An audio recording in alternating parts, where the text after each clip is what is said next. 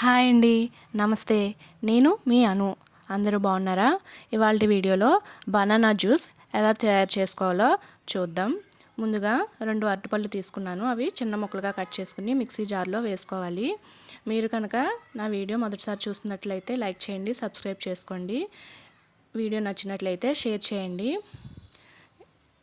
ముక్కలు మిక్సీ జార్లో వేసుకున్న తర్వాత నేను ఇక్కడ 2 స్పూన్స్ షుగర్ వేసుకుని మిక్సీ పట్టుకుంటున్నాను. బనానా జ్యూసు హెల్దీ కూడా, చిన్నపిల్లలు కూడా ఇవ్వచ్చు. మీకు నచ్చినట్టు షుగర్ వేసుకోండి. 2 స్పూన్స్ షుగర్ ఇక్కడ బాగానే సరిపోయింది. తర్వాత కొంచెం యాలక్కాయ పొడి వేసుకోండి. యాలక్కాయలు 10-15 తీసుకుని అందులో 1 స్పూన్ పంచదార వేసుకుని మిక్సీ కొట్టుకుంటే ఇలా అవుతుంది. అందులో ఒక చిటికెడు వేసుకుంటే సరిపోతుంది మనకి. ఒక చిన్న గ్లాసు కాచిన చల్లార్చిన పాలు పోసుకుని మిక్సీ కట్టుకుంటే ఇలా స్మూత్గా రెడీ అయిపోతుంది. ఇందులో డ్రై ఫ్రూట్స్ వేసుకుంటే ఇంకా బాగుంటుంది.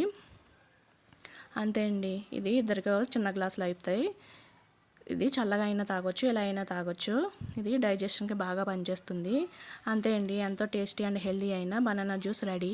Thank you.